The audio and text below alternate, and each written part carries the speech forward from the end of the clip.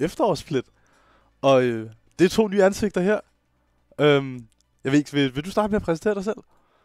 Ja, mit navn det er Rosie Emmy, og normalt så streamer jeg for LCD'en. Ja, og det gør jeg jo også. Det er Kasper Kapper, hvad vil kalde mig. Også været hos LCD'en, altså den NLC's. Det er oprykningsliga fra Danmark af. Jeg ved ikke, hvad jeg skal kalde den. Lige præcis. Jeg plejer at kalde den altså Danmarksmesterskaberne. Ja. Jeg tror, det er nok det, der translator bedst over. Men det er jo Danmark Ligaen, vi skal kaste i dag. Så det ved jeg ikke, om vi kan kalde det. Men jo, ja. Og vi har jo 2 spændende hold i dag. 2 nye hold, jeg i hvert fald ikke har set før. Også hvilket er faktisk meget sjovt. 4 ud af de 8 hold. Nej, 4 ud af de 12 hold, som der spiller med i de her ligaer. Den her liga, som vi skal kaste nu. De spiller også med i LCD. Eller slash eSport Danmarks egne liga. Og ja. Det er jo faktisk meget sjovt. Det er jo faktisk ret sejt. Så er der noget, vi genkender her på et eller andet tidspunkt, når vi kommer dertil. Men ikke i dag, desværre. Der har vi 2 andre nye hold, som jeg er i hvert fald nye for mig. Og In The Matrix, og ja. Ja, og Hans Sister League. Sindssygt, du kunne udtale det. Nå, ja, og hvis vi går videre og kigger lidt på deres roster, bare inden at vi lige hopper direkte in-game. Der er jo en lille forskel. Og der er også et... det er der. Der er også en lille niveauforskel, både i forhold til hinanden og hvad vi plejer at kaste. Fordi over LCD'en, der er det jo... Altså, det laveste, du ser der, det er typisk en Diamond 1-2 stykker, der sidder og problemer med at ramme master. Og det er jo lidt anderledes i dag. I dag har vi det guldholdet, lige med en enkelt plat og en enkelt moral, mod silverholdet, bronzeholdet, hvad du vil kalde det. Så der er en lille niveauforskel, og det tror jeg, det skal nok blive rigtig sjovt at se i dag. Ja, der er faktisk en lille ændring på In The Matrix hold. Jeebus er byttet ud med afdeling 11, som altså også ligger i silver. Så det er altså ikke kun guldhold og op efter. Okay. Jamen, så bliver det faktisk endnu mere spændende næsten. Men ja. Jeg ved ikke lige, ud fra draft, der tror jeg, altså... Når vi er så ikke langt nede, når vi ikke er så højt oppe endnu, så er det ikke fordi metapicks, det betyder alting. Der er det faktisk tværtimod, hvis du har et eller andet sindssygt pocket pick, så bliver det lige pludselig meget mere value. Så jeg tror især Mordekaiser i dag enten bliver rigtig meget bandet eller taget. Plejer at være ekstremt god, når du kommer lidt lavere ned, og hvor en enkelt pick i en teamfight betyder alt eller intet. Ja, men, og så er det jo faktisk også fearless draft, vi spiller med. Så selv hvis man har en main, man er rigtig god til, så er det altså max et game, man får lov til at spille den. Ja, den er jeg personligt ret overrasket over. Jeg ved, vi har sagt, at anden division er ikke klar til fearless over i eSport Danmark. Men de er simpelthen klar til det herovre, så det er jeg meget imponeret over. Jeg tror altså, de kommer til at imponere i dag. Nu må vi ikke snakke for meget ned om dem. Jeg er sikker på, at vi kommer til at se nogle helt vilde ting. Og ja, jeg er helt sikker på, at vi i hvert fald får en masse sjov. Og så, altså, jeg kan se, at det ene hold spiller Twitch Yumi. Stærk combo. Jeg ved så ikke, om det er der, hvor de går. Og der er jo ikke nogen regler om, at den her spiller skal gå ADC, eller den her spiller skal gå support. Ja, men jeg kan se, at vi er ved at komme ind i draften. Og er der noget, du forventer, noget du ønsker? Og jeg kan se, at vi faktisk bare hopper direkte ind i draften. Og det virker... Så jeg kan se, oppe In The Matrix side, så spiller de en Mordekaiser både top og jungle. Så det kunne jo være et ret godt flex pick. Wow. Jo. Sæt Aspat til at starte. Nå, nej, Bats, det ved jeg. Men nej, jeg er enig. Den frygter jeg også lidt. Og Mordekaiser generelt, altså både i high elo kan bruges som et rigtig stærkt counterpick, når du har set hele enemy team. Og altså her, der tror jeg næsten, du kan bruge det som et blind pick. Og især også, når det er det her flex pick, ikke? Lige præcis. Du tør ikke helt at flex pick den, når du sidder i en master lobby, fordi du kan blive punished så hårdt på, at de clear dårligt, de ganker dårligt. Du har ikke rigtig andet end den her 1v. Men hvis du ikke ved, hvordan du skal punish det, og så har han lige pludselig den stærkeste 1v-champion i spillet, ikke? Så at Asmad så har Mundo band. Ikke noget mega meta-band, mere bare det her, det er band, som enemy team spiller meget af. Silas, Ja, det er meget mains, der bliver bandet her. Ja, Og det er også, hvad man forventer, når det er et lidt lavere niveau, hvis man kan sige det. Der er det i hvert fald ikke meta-championsene, man skal efter her. Her er det mindste, du skal gå efter. Simpelthen for at håbe, at modstanderne kommer ud på noget, de ikke er så komfortable på, ikke har prøvet så meget før, og får det meget sværere ved at spille spillet. Til gengæld, det her sejlespand kan jeg rigtig godt lide, hvis de vælger at spille noget, som der har nogle gode odds. En eller anden, især Wombo-kombos, er noget, jeg er rigtig glad for, når jeg spillede på nogle af de her slags ligaer. Eller turneringer, ikke? Ja.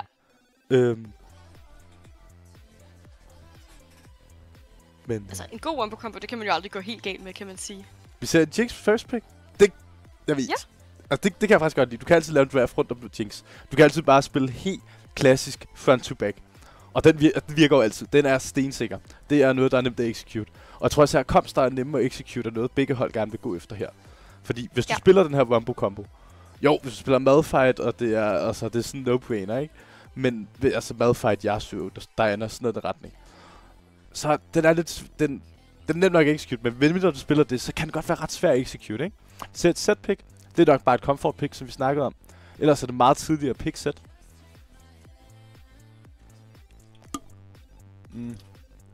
Ellers her skulle HSL kigge efter en ADC blind, vil jeg sige. Simpelthen bare for at prøve at matche den her Jinx, med mindre de vælger at tage et prior pick enten jungle eller mid.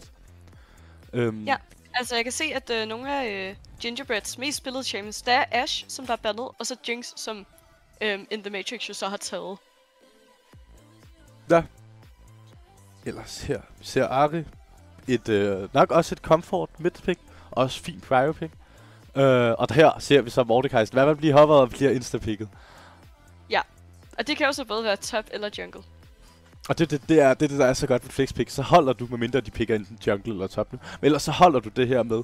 De ved ikke, hvor den går, så de kan ikke bare kun bande junglers ud her, for eksempel. De kan bare sige, jamen så er Mordekaiser junglers, counterpicker bare top. Tager en anden top-laner, ikke? Ja, nu har de jo så godt nok allerede valgt set og for Hard Sizzle.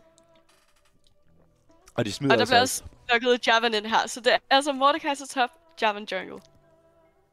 Så er det så, hvad HSL skal prøve at kigge efter her. Jarvan er picket. Jeg vil kigge efter noget, som for eksempel en Wukong eller Xin Xiao, og sammen med den her Ahri, ikke? Vil også kunne tage veje, som prøve at få noget lockdown ind på Jinx. Men de vælger altså bare at tage Taric. Ja, spændende. Så kan de kan vælge at bande counters til Taric her. Nu har jeg ikke set særlig meget Taric. Taric er en af de her UTP-champions, som du kun spiller, hvis du virkelig mener ham. Meget minder lidt om Diana. Også især. Men counters til, jeg tror, sådan noget som Karma vil han have rigtig svært ved at stå i lane imod. Ellers Braum. Helt klart. Braum Jinx er i hvert fald noget, jeg frygter lidt herover fra The Matrix side af. Men det bliver altså bare bands på flere mains, der rører her. Zoe band til at starte med. Ellers The Matrix. The Matrix kan kigge efter at prøve at få en Braum eller en Lulu på deres hold, og så skal de altså bare have en fin midlaner som Syndra og Yana, eller noget, der passer ind i deres teamkamp.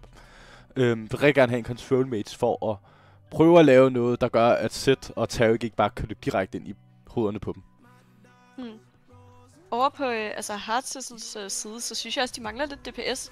Altså, de har den Ahri her, men det er jo primært pick. Altså, det er en person, du fanger og dræber instant. Der er ikke rigtig noget til resten af teamet. Så en DPS ADC er nok noget af det, de mangler. Uden tvivl. Også, Ahri er jo mere den her pick champion, som der bare, altså, hun har sit ult, der er rigtig godt til mobility, og så et E, der giver det her charm. Men hun har ikke rigtig damagen. Set også, altså han har damage på dobbeltvid, men det er ikke det, du gerne vil have på en set. Det er, du har brug for en ADC, du skal hele holdet her, HSL's hold. Det er jo et hold, der vil peel for en ADC. Især med det her Taric pick. Så må den ikke, at vi ser enten et Nilah? Popper de i hvert fald. Altså, Nilah fungerer super godt sammen med Taric. Kan også se, fungerer rigtig godt ind mod Jarvan. Dog synes jeg er lidt farlig ind mod Mordekaiser. Da Mordekaiser så bare kan ult Nilah. Og så er carryen væk fra hele deres hold. Men når vi ser Nilah picket her... Så vi mangler en jungler. Så det kan muligvis også skal være en damage jungle. Altså, Mordekaiser kan kun ult en person. Men hvis han tager Nilah ud af fighten, og de baserer det hele på Nilah, så er der jo ikke nogen andre til at gøre damage. Det er rigtigt. Så er det så, hvad de picker her. Braum er sådan set stadigvæk åben. Ellers noget som en Lulu vil du altid gerne have sammen med en Jinx. Fresh hopper de. Jeg kan godt lide ideen med det, simpelthen for Jinx ud af nogle dårlige situationer.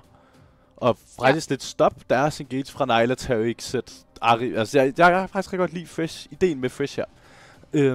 Så mangler de en midlaner. Kigger efter en Galio, vil... Jeg kan godt se ideen. Mere peeling til Jinx. Og så kigger de altså... Det er... altså... Håber meget på den Jinx her. Ja. Altså, de spiller jo både for Jinx og Mordekaiser, kan man så sige, ikke? Og har både en AP og en AD carry. Og de dukker altså Quinn junglen her. Gætter på det Quinn jungle set top. Kan også være omvendt, da set faktisk lige er blevet buffet jungle. Men okay. Gætter stærkt på, det ender med at være Quinn jungle. Da de ikke rigtig har noget til at punish så meget early game. Og især sammen med den her Ahri, der altså bare giver hende alt early game med jungle, ikke? Så er det faktisk dem, der næsten sidder og kan gå ind og invade Jarvan i stedet. Men nu må vi se. Nå. Altså, hvilken kamp kan du bedst lide her? Hvis du skulle være på et af holdene, hvilket hold vil du så gerne være på? Jamen, først og fremmest, man kan jo godt se... Nej, okay, nu skal jeg også passe på, hvad jeg siger. Jeg umiddelbart kan langt bedre lide det Matrix-kamp. Det her Mordekaiser-pick ind mod Nilah. Altså, hele HSL's hold, det bygger rundt om den her Nilah-Quinn. Quinn, der bare skal turbo-farme og stack op, og så Nilah, der er ekstremt aggressiv. Der early mid-game, og også bare super fint late-game, ikke? Men Mordekaiser, han fjerner Nilah. Lige pludselig står der Taric, Ahri, Zed, der bare står og kigger, mens deres carry altså står ind mod den her final boss Mordekaiser, ikke? Og bare håber på, at hun overlever. Ja. Så det Matrix kamp kan hun bare lidt bedre lide. Til gengæld, hvis Nilah kommer til et punkt, hvor hun enten vinder Mordekaiser, eller Mordekaiser ikke er med i fighten til at dræbe Nilah, så vinder HSL bare fighten 9 ud af 10 gange. Ja. Det hele handler om det her, hvis de kan få fjernet Nilah fra kampen, fra fighten, ikke? Men nu må vi se. Jeg vil sige, altså HSL, de har primært ret short range faktisk. De har lige Ahri, der er long range, men igen, det er en person, Ahri kan tage ud af fighten. Så med mindre at den person, det bliver Jinx, så har jeg også svært ved at se, hvordan de skal execute resten. Ja. Altså fordi, så kan Jinx jo bare stå på lang afstand og skyde. Så har både Nilah og Gwen jo godt nok, at de kan blokere det, og Terry kan jo selvfølgelig gøre, at hele holdet blokerer alt damage. Prøv, ja. Nu synes jeg lige, der sker noget sjovt.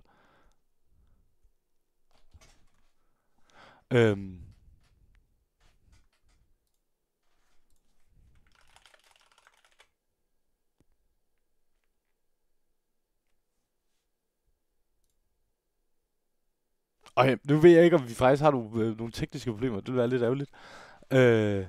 Kan du prøve at snakke til mig? Nej. Ja. Okay, jo. Okay, altså, det var lige, jeg synes, der skete alt muligt underligt. Okay, det synes jeg, der er ikke nogen problemer. Lige meget, det hele fungerer. Men nej, ja. Men, altså, jeg tror, det Matrix, jeg kan generelt bedre lide deres kamp. Også det her med, at de spiller Jarvan. Hvis Quinn ikke permafarmer, ikke perfekt, men sådan relativt godt gennem hele gamet, så vil hun bare være lidt ligegyldig late game. Altså hun skal komme op og få et lead og hele tiden følge med. Og hvis hun begynder at fight for meget early game, på grund af hendes hold rigtig gerne vil fight, altså Ahri, Taric, Nilah, Zed, altså nogen, der gerne vil prøve at finde nogle fights early game. Hvis Quinn joiner for mange af de fights, og hun ikke er den, der får killsene, eller måske hun dør i fightsene, så rører hun alt for langt bagud, i forhold til, hvad en Quinn gerne vil. Altså Quinn vil rigtig gerne have en masse ressourcer, så hun sidder ved 3 items relativt tidligt i spillet, ikke? Altså helst op til den her før Soul-kampen, fordi altså umiddelbart så burde The Matrix jo... Ej, det vil jeg faktisk ikke. Grund af det er... normalt vil jeg sige, at de bare automatisk vil få Soulen, men det vil jeg jo så ikke, når de sidder og spiller mod Nilah Taric, der er ekstremt aggressiv early game botlane. Ja. I hvert fald, men jeg vil sige The Matrix, for det kom. Ellers, noget andet. Det her top matchup. Zed mod Mordekaiser. Der må være en idé bag, at de ikke banner Mordekaiser, og de i stedet for banner champions som for eksempel Lucian, Mundo, Sylas. Altså, de respekterer ikke Mordekaiser. Og de tager også bare blind pick Zed og sådan, okay, vi tager bare Zed, I er velkommen til at tage Mordekaiser, hvis I har lyst til det. Så jeg tror, at der er noget med, at det matchup ham her, der spiller Zed over på HSL, virkelig kender. Og det er derfor, han har sagt, at jeg kan sagtens spille det her matchup. Giv mig det. Giv mig Zed, og lad være med at bande Mordekaiser. Altså, jeg kan se, at winraten for Zed ind i Mordekaiser i Diamond og op efter er på 50,3%. Så den ligger faktisk meget 50-50. Okay.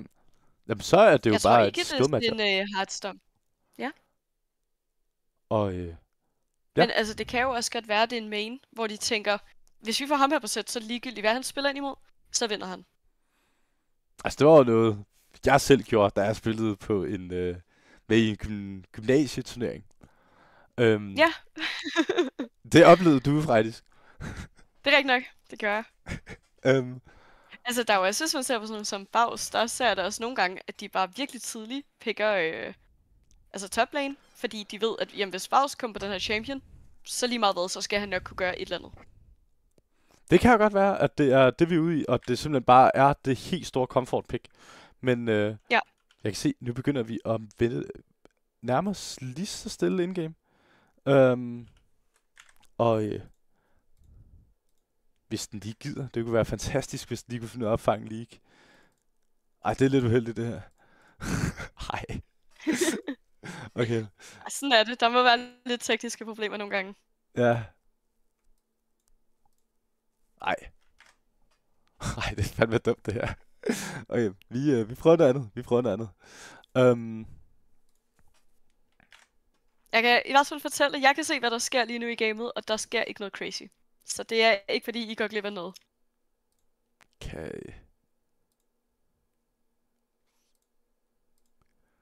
Kan jeg gøre det her? Virker det? Hvorfor virker det ikke? Ej, det giver da absolut ingen mening. Det giver absolut ingen mening. Jeg sad og testede for en halv time siden. Okay. Ej, den er fandme forvirret over. Okay. Okay, nu ser vi lige. Hvis du prøver at kigge her, kan du se, hvorfor at den ikke skulle vise det? Ikke rigtigt. Nej, men jeg synes også, det er underligt.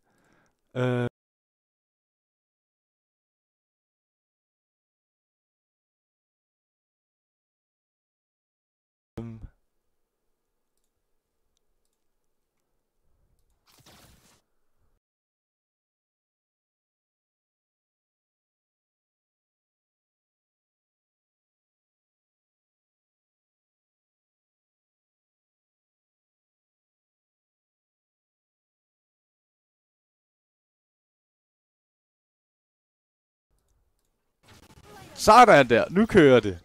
Sådan da. Amazing. Okay.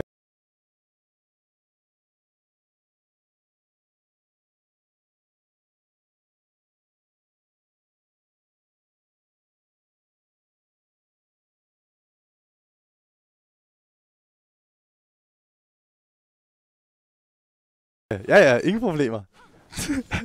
Okay, så kører det. Ej, hvor sejt. Og der skete heldigvis ikke noget helt early game, så jeg er virkelig glad for.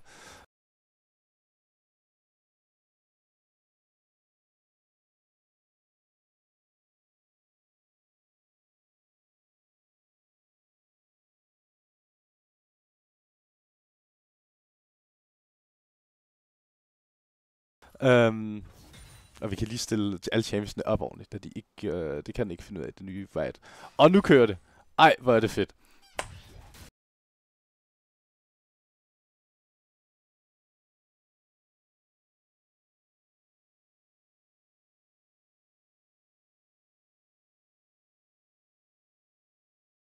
Det ved jeg sgu ikke, om det gør.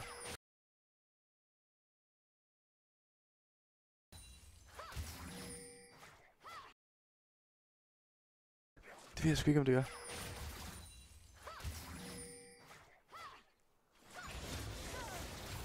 Okay. Kommer allerede en fight her i early game. De er level 2 først over på The Matrix side af. Og det ligner altså bare...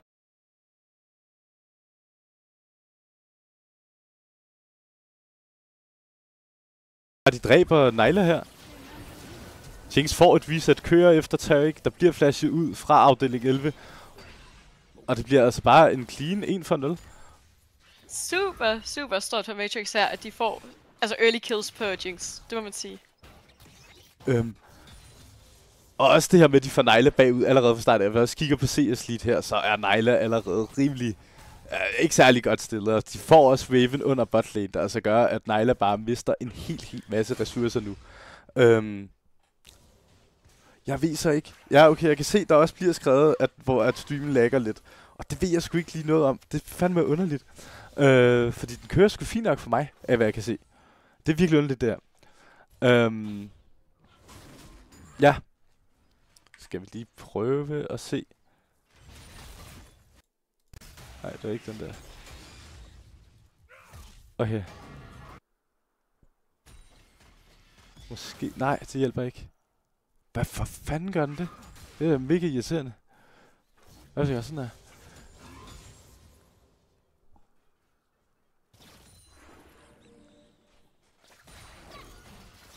Og det ser ud til at få det midlertidige løsning i hvert fald.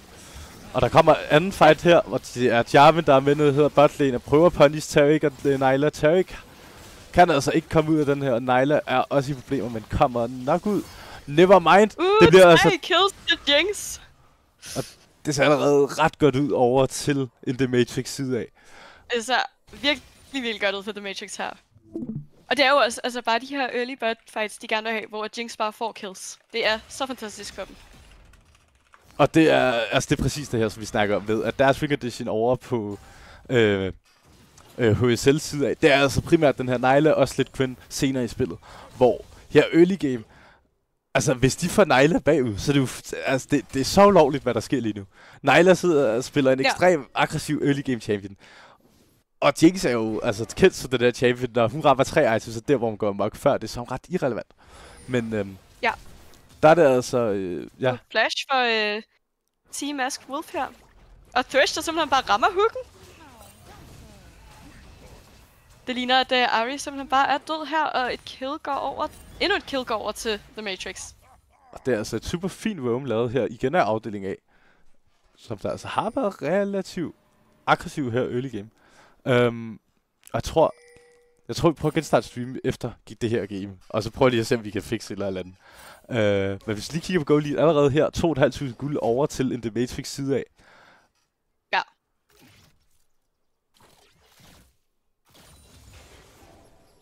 Altså det er, ja. Så allerede altså, det er jo drømmescenariet af early game. Det er virkelig. Nu spørger jeg bare lige i stream, er der stadigvæk sådan større lag spikes? Eller er det bare meget lidt? Fordi jeg kunne se før, der kom nogle store nogen. Kommer det stadig? Mens her. Altså, Jarvan er på vej hernede botlane. Svense prøver at gå ind. Jarvan er hernede botlane. Nu går ind, kigger efter et engage på Nilah. Venter til Nilah stadigvæk ud, og det gør altså, Nilah falder nu. Jinx får et reset. Imens kommer der altså noget fight toplane, der altså går over til HSL.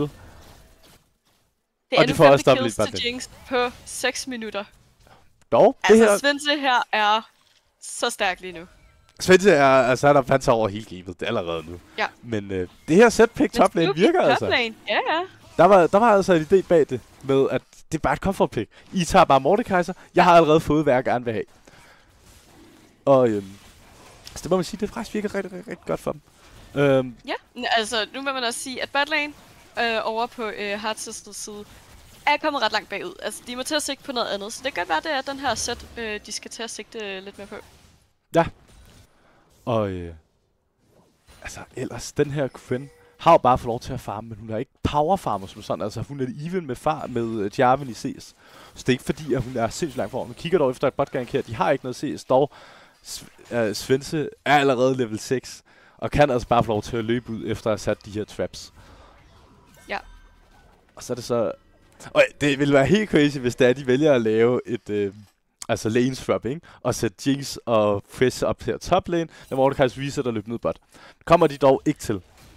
Men det kunne de gøre, fordi så ville Zed have problemer med at farme den her wave under turret. Ja.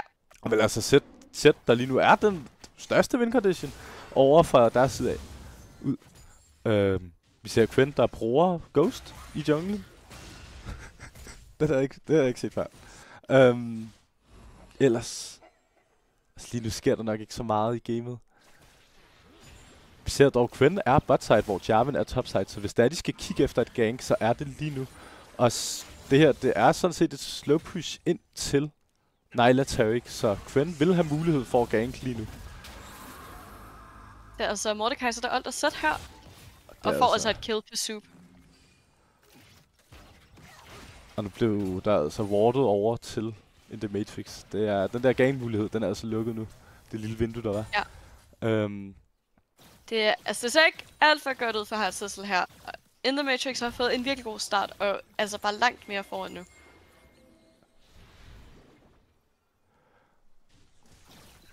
I skriver, at den er good nu, by the way. Det er jeg rigtig glad for. Der kommer en fight her. Nilah går ind på Jinx. Jinx flasher dog Altet, får trappen ned. Står ind i en V2. Hendes afdeling A er helt væk. Taric Altet kommer ned, holder dem lidt i live. Men Jinx får altså købt noget tid. Og gør altså, at Frisk nu er nede. Og at Gingerbread bliver nødt til at flash ud af fighten. Frisk rammer også hooken her på Taric. Taric prøver at flash væk. Der er dog en Jinx efter hende. Og med Jinx med den her ekstra range. Har dog ikke Q. Har ikke mana til den her rocket. Der altså gør, at Taric får lov til at overleve. Så en 0 for 0. Til gengæld, Nilah, Taric og Jinx bruger altså flash i den her fight. Og det gør altså... Lidt for tæt på, at Svense altså får double kill her. Så i betragtning af, at det startede som en 2v1 mod Svense. Til gengæld, det er... Altså, hvis de får... Det var en super, super godt vindue, de fandt på Svense. Altså, mens afdeling A er helt væk, ude af ward, og sætte deep ward i enemy jungle. Det er der, hvor de kan prøve at fange. Og de fik Svanses flash. Så nu er det altså, de har 5 minutter til at finde en shot, altså finde Svanse og få shutdown over på enten Nilah eller Quen. Ja, det er helt klart det vindue, de skal finde, og altså få lov til at få det pick. Og gengæld, hvis vi lige snakker igen. 4.500 guld nu over til In The Matrix. Det er... Altså, jeg synes, det er meget tidligt. Især når det er, de sidder og spiller Jinx. Og især når det er, det Jinx, der er 5-0. Får også købt Kraken Slayer her. Den første item på map. Det er løgn. Mordekaiser har lige købt Rylai's også. Men... Vi har også en Red of Ages på Galio. Okay, jeg er langt bagud. Altså CS-mæssigt, der er det altså også bare In The Matrix, der fører i alle lanes. Ja, men var det ikke også det hold, der lige havde altså sådan niveauforskel, hvis man kan sige det? Jo, det er In The Matrix, der klart ligger højst rank. Og nu er... Altså, Quen skal passe lidt på her. Bliver næsten en venet af Galio. Er dog en kæmpe counter, men der kom altså et... Galio? Det er meget tæt. Kan hun finde picket? Hun finder killet på Galio. Mordekaiser har dog stadigvæk alt op, og finder altså altet på Quen. Men kan hun... nu er den lige et andet sted. Nu er den nede botlane i stedet. Det ser altså ud til Quen for løbet væk. Kajtet Mordekaiser kommer væk, kan jeg se på minimappet. Og jeg kan ikke... Ja. Okay. Jarvan er ret langt inde i Red Side Jungle. Kunne godt ligne, at de vil gå ned og dræbe Nilah Taric endnu en gang, men kunne også godt ligne, at han bare har lidt travlt med at farme nu. Mordekaiser har altså intet alt. Men kan jo være, hvis der Zed går alt for langt frem, prøver at bruge alt for at komme længere væk, og så flashe ud lige efter. Kigger efter Ari her. Flasher ud, men bliver altså ramt af hooket bagefter. Så er der bare 2 mand ovenpå hende. Dog, Quen kommer over væggen. Men det er altså ikke nok til, at Ari ikke falder. Det bliver altså en 1 for 0 til The Matrix endnu en gang. Der altså kigger videre her toplane. Den her White Slice er et kæmpe problem for Sup. Men kommer altså ud. Altså jeg vil bare sige, endnu et fantastisk roam for afdeling 11 her. Ja. Det er han har virkelig spillet godt det her game. Og Jinx har altså stadigvæk intet flash up. Så det er altså igen lige nu, de kan kigge efter det. Men Quen vælger altså ikke at gå ned. Men bare så meget damage. Altså Nilah kan jo næsten ikke engang stå der, selvom et Thresh er væk. Jamen det er, hun står i en 2v-lane og er i gang med at dræbe mundet deres eget tøvet. Ja. Altså ekstremt aggressivt spillet, men er hun får lov til det, så skal hun jo også gøre det. Altså der er ingen... ja. Og de har jo allerede sådan sat vision op. Så det er ikke fordi, at det er farligt for hende at stå der, så længe at hun har styr på 2v2'en alene, ikke? Ja. Og kigger efter det her tøvet alene. Der kommer afdeling 11 her. Kan de dog finde et pick på Taric? De får også ikke noget her. Han får lov til at slippe væk i live. Nu skal de også til at passe lidt på med at være for greedy, for Quen kommer ned her, men de har altså vision på hende. Det ser altså også ud til, at hun bare starter sin blå buff. Og de får lov til at løbe. hvis vi lige tager et individuelt kig på gold her. Altså, vi kan se jungle fuldstændig even. Midlane, der er 1000 gold lead over til The Matrix. ADC, 2500 over det endda. Toplane stort set even, og support, der er så også 1000 guld. Og det gør altså, at de sidder med et 5000 gold lead i alt, The Matrix. Også med 2 drager og 3 void crops op. Så lige nu ser det ekstremt godt ud for The Matrix her. Dog så ser vi også, at Jinx altså løber midlane her. Så jeg vil også mene, det er fuldstændig rigtigt. Nu har de allerede åbnet bot. Der er ingen grund til at sætte Jinx ned i botlane. Nu skal altså bare ud på mappet og være aggressiv. Sidder også allerede med en halvanden item. Plus boots. Så ellers. Rift havde op om et halvanden minut. Umiddelbart så... skal jeg ikke det store på mappet af objectives? Nej.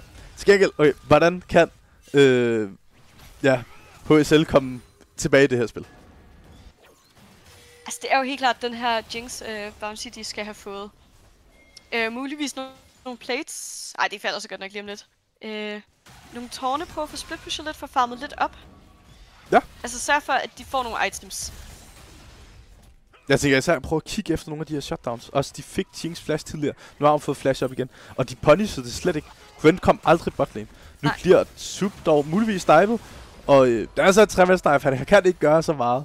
Er dog tæt på at få både der afdeling 11 og MacBook Gamer.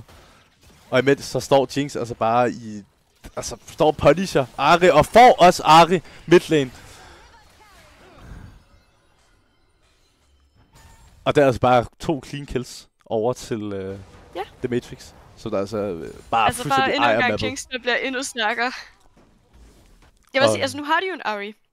Hvis Ahri gemmer sig i en busk, og Jinx går forbi, og der lige lander et charm på hende, så er der så sådan en nem måde lige at få 800 guld på. Jo, og det er jo det, de skal bruge. Det er det, de skal kigge efter med den her kamp. De skal kigge efter at prøve at få nogle picks, og ellers så prøve at få en sindssyg wombo-combo med Nilah og Taric oven i hinanden, ikke? Det er jo det, de har brug for at kigge efter her. Problemet er bare, at de har ikke rigtig kigget på det. Vi har ikke set et eneste roam endnu fra Ahri. Vi har ikke set Quen prøve at gange botlane, da det er, at Jinx var punishable og ikke havde noget flash up. De har altså brug for at prøve at lave nogle plays. Ellers her, Rifthold er spawnet topside, de altså går efter her, og det burde de altså heller ikke contest. Det falder bare til Matrix. Dog, hvis vi lige kigger på minimappet her. Vi ved, sandsynligvis så ved HSL, at de mister Rifthold her. Så det Quen skulle have gjort, det er at prøve at gå ind og punish med at tage Jarvins jungle botside. Fordi hele den botside er op. Men det tør hun altså ikke. Der bliver i hvert fald ikke taget det her valg om at gøre det. Og det gør altså bare, at hun får ingenting på mappet, mens at de får Rifthold. Hvor den typisk vil du gerne prøve at lave et crossplay på den anden side af mappet. Eller ser 7000 gold lead. Altså, det kunne godt virke, at det som om de er blevet lidt for bange for at punish. Ja. Ellers så ved jeg, at... Altså, at Hearthstone er blevet for bange for at punish Matrix. Kig Quen her. Kig Quen, der kommer altså ind på Mordekaiser her. Mordekaiser har dog stadigvæk alt op. Prøver at komme ind. Prøver at ramme, finde Mordekaiser. Mordekaiser vælger dog flash ud. Vælger altså ikke at tage et risky ult. Der bliver dog efter ham. Ultet efter ham, men han kommer altså bare ud med halvdelen af sit liv tilbage. Får dog Mordekaiser flash. Til gengæld har han ikke flash længere. Lige præcis. Så altså, nu skal Gwen bare løbe op endnu en gang og punish. Ja. Jamen det er det. Altså, Quen har ult op igen om... du bliver lige Mordekaiser ult og Quen her. Quen er fuldstændig alene. Dodger dog meget godt Q'et med sit E. Bruger W for at prøve at reduce noget damage. Og kommer altså også... Sådan set ud. Dog. Zed finder først Mordekaiser her. Står en EV mod Jinx. Jinx har dog en halvanden item. Prøver at flashe ud. Der bliver flashet efter. Jinx misser sit base attack, men får ham altså med W. Rammer W! Og det bliver altså 2 kills mere over til Jinx side af. Der er altså også bare Zed og Rifthold. Og jeg vil også lige sige, Jinx har altså både fået midt og top turret. Først rammer kæmpe Q her på Ahri. Prøver at få en under turret. Der er dog stadig minions, ikke længere. Ahri prøver at ult ud. Har ikke flere ult charge. Flasher derefter. Bliver lige præcis ikke ramt af Galio W, men bliver ramt af Fresh Q, der finder altså ved at være et kill over til Galio side. Crazy Q'er, vi ser fra afdeling 11 side her af. Afdeling 11 er altså... Jeg vil også sige, Svanse har spillet ret godt. Men ellers sindssyg support. Har virkelig haft betydning afdeling 11's Thresh her. Det er næsten ærgerligt, vi ikke får lov til at se den næste game. Det er rigtigt. Det er jo fearless. Altså, for det er sindssygt spillet af afdeling 11 her. Altså her, tredje drag går over til The Matrix på kun 17 minutter. De sidder altså allerede på Soul Point og har mulighed for at få Soul på kun 22,5 minutter. sidder så også allerede 8.000 guld oppe. Og ja, Artakar er ikke engang spawnet nu. Det er virkelig, virkelig godt spillet af dem indtil videre. Har også de har virkelig domineret early game her. Og det jeg synes, der viser, det er Jinx. Jinx har altså fået, eller Svense her, Svense, han har fået alle 3 tøt. Han har fået guld for alle 3. Og 2 af dem har han fået solo-guld fra. Ja. Så han er ekstremt langt foran. Skængel, de er 5 mennesker her rundt om midlane. Men en enkelt Jinx-trap, og de alle 4 mennesker bliver altså stoppet. Ja, vi kan også se, altså Jinx sidder på 2,5 item, hvor Nilah lige har fået sit første item. Jo. Og det er altså... Altså, hun er jo slet ikke i nærheden af. Det er jo typisk det her med, at Jinx er i champ, du rammer 3 items. Det er der, hvor hun er stærk. Det er der, du skal begynde at teamfight. Det er omkring... Altså, du vil gerne have 1, måske 2 drager, før du rammer det punkt. Simpelthen for at være sikret på, inden vi ikke bare får soul. Men allerede nu, altså det... Hun er... Hvor meget guld fra? 500 guld fra at have. De 3 items. Mordekaiser her står inde i ven mod Sub. Sub prøver at købe tid med W og stunnet. Men der er altså ikke nogen minions til at få stunnet af. Og han står altså en 2v1 nu. Får først Sub. Der bliver Galio-ultet. Står i en 2v1 nu. Og nu er det altså Quen. Der bliver dog ikke kited. Mordekaiser. Aura farmer altså bare. Står stille. Basic attacker og Q'er. Og får altså dobbeltkillet. Den her Rylai's, det gør det altså også svært for Zed. Han kan ingenting gøre lige så snart han bliver ramt af noget. Fresh endnu en gang op med rammer Q. Lige præcis ikke. Nilah overlever med altså 50 HP. 50 HP. Så og endnu et tøt igen. 2 tøts til over til The Matrix, som der også lige fik et dobbeltkill botlane. Næsten kill midlane. Og altså bare fuldstændig ejer det her game. Går også ind og fuldstændig ejer Quen's jungle her. Som der var det, vi snakkede om. Der er... Altså, der skal virkelig ske et mirakel for Hearthstone's side her. Ja. Jamen, jeg vil sige, den her, den er lidt svær at vende tilbage fra. 12.000 guld, 11.000, whatever. For os Artakaren her, de kan ikke rigtig contesten dog. De har ikke fået reset til nu. Men det betyder et reset meget, når du alligevel er et halvanden item foran. Ikke rigtig vel. Ja, så, ikke rigtigt. Men her, Artakaren går over til The Matrix, og så er der altså Foul om 2 minutter, Baron om 5 minutter, og kun et side-turret tilbage, eller outer-turret tilbage for The Matrix, som der kan, de kan tage. Og her, Quen får ikke engang lov til at tage sine Raptors. Altså, hun bliver punished væk. Nej. Og har altså ikke det store at lave det her game. Det er jo turret falder altså også bare, så må ikke der også starter en fight. Jarvan går altså bare ind på Ahri, dog vælger Mordekaiser og Olte Ahri her. Og får altså Ahri her. Tørgoldet kommer ned og når lige præcis at redde ham. Det kan dog kun redde ham i et par sekunder. Han kommer dog ud, de kigger på Jinx her, og de får altså shutdown på Jinx over til Nilah, der prøver at flash ud, men det er håbløst. Dog 1000 guld over til Gingerbread på den her Nilah, som der altså får en del guld tilbage og får lidt comeback. Til gengæld, så falder de 4 for 1 i den her fight. Så det er dog kæmpestort for Nilah her, altså 1000 guld. Det er ikke, hun kommer ikke op på niveau med hvad Jinx har i gold, men det er alligevel en del. Altså det gør hende tættere på Jinx, men alt i alt rører de længere, altså er mappet længere væk fra hinanden, ikke? Også nu Mordekaiser sidder med 2000 gold lead. Men altså vi kan jo se, at når de fighter sammen, så kan de jo godt komme ind og få dræbt Jinx her. Jo. Jamen, og det er præcis den her wombo-kombo. Altså de har den her Nilah, der bare hopper ind i hovedet på dem, der er med en Taric, der giver et CC til alle, der er foran Nilah, plus healing, plus det her ult, der gør hende udødelig. Så snart de bruger den her combo sammen, også Nilah ult, og selvfølgelig, der lige samler alle oven i Taric, altså det er virkelig, virkelig stærk combo, ikke? Men det er bare, de skal også få lov til at bruge den. Og så også her, Nilah, der altså bliver tvunget til at købe armor pen allerede second item. Det er, altså det er meget tidligt, hun har altså brug for den her Infinity Edge. Og kan ikke købe den, da det simpelthen er for dyr og har en for svær build path. Og så er det også... 20 sekunder til Drake, så jeg tænker, at Teamsen skal til at sætte op til den start. Jo. Så det er altså typisk en kamp om mid-prior, men vi ser her afdeling 11. Der misser nok en af de første hooks i det her game. Får dog Taric flash på det. Eller nej. Jeg så ikke, hvad der så. Jeg synes, der var et flash. Det kan godt være, der ikke var. Ahri flash. Ahri flash. Det er derfor, jeg sad og kiggede på det i botlane. Her, og de kigger altså bare videre på PK. Ahri er dog alt for dybt. Der falder altså også bare instant til Svense, der kigger videre her med et reset. Og der har ramt de 3 items nu. Zed prøver dog at købe tid til sit hold. Svanse flasher W, og så falder han altså. Og så er det bare den næste i køen. Det er altså... Det var bare et Mordekaiser tager Tarik her. Det er altså ikke lade Penti gå. Men... det er altså... Og rammer simpelthen ultet. Ej, hvor er det smukt. Altså, det er jo lige så snart Jinx får det her reset, så popper hun jo bare totalt af. Og så i kombination med Thresh, der bare rammer alle hooks, så får hun jo det her reset alt for nemt. Ja. Nej, men altså afdeling 11 er virkelig været god her. Og så kan jeg også rigtig godt lide deres draft. Dyla her får et kæmpe CC, men det er fuldstændig ligegyldigt, når hun kun sidder på 2 items. Og det ligner altså også Game 1, der går over til det Matrix her, med en utrolig dominant sejr. Virkelig godt spillet af The Matrix her. Crazy kamp. Jamen, jeg har ikke så mange ord. Jeg glæder mig til at komme ind i Game 2 lige om 5 minutter efter en lille pause. Og ja, jeg ved, har du nogle ord? Ellers så tænker jeg bare, at vi går direkte til pausen. Det tænker jeg også. Så er vi tilbage lige om 5.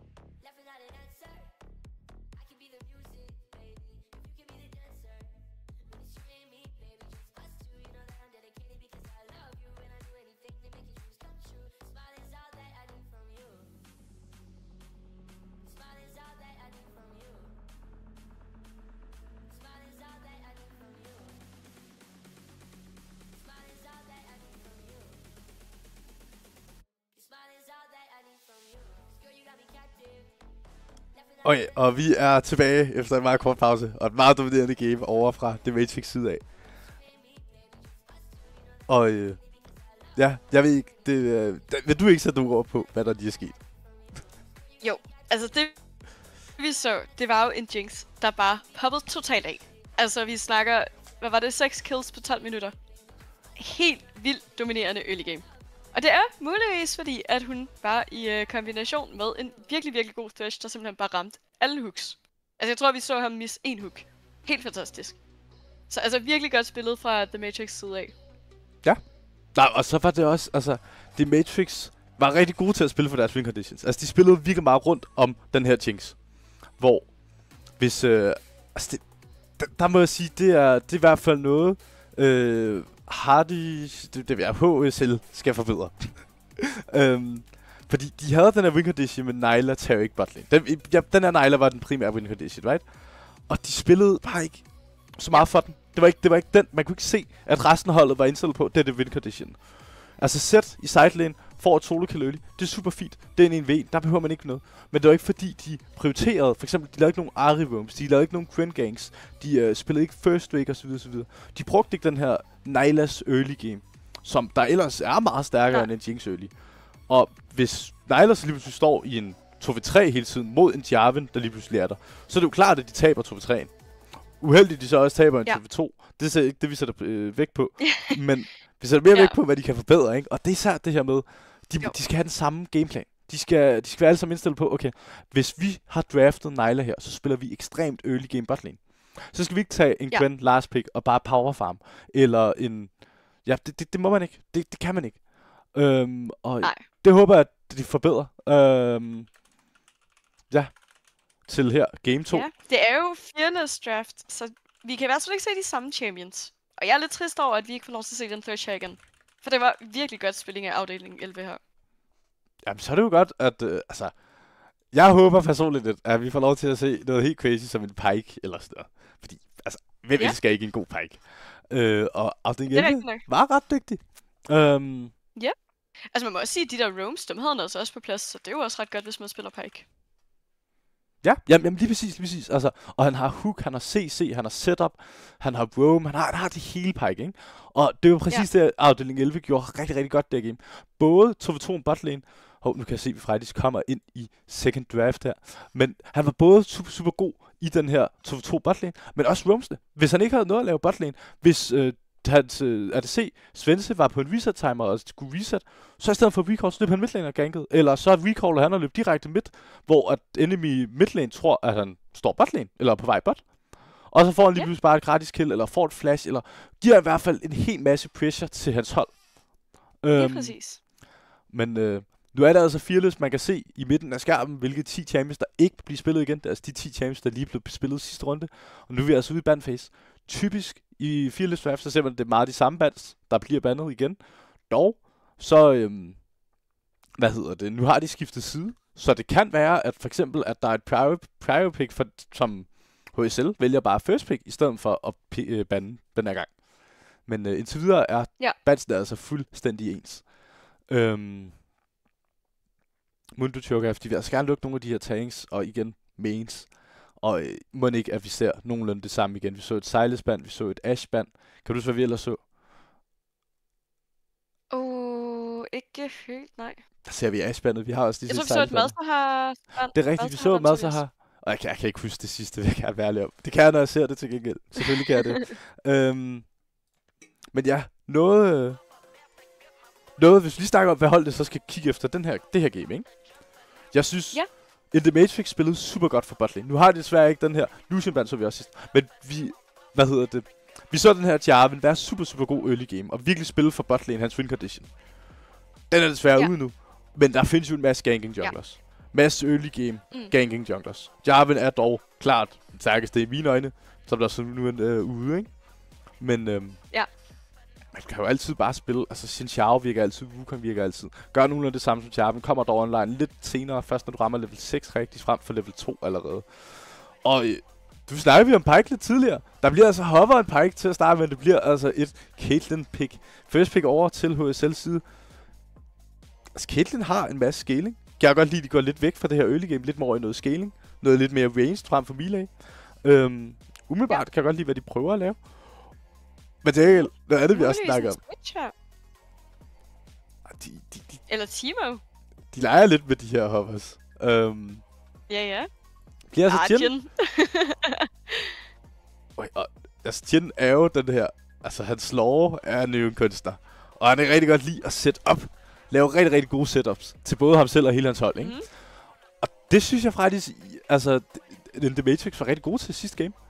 Så jeg er lidt glad for at se den her Jhin. Jeg kan rigtig godt lide, hvor begge hold tager deres draft hen. Og så Nocturne. Det er... Nocturne?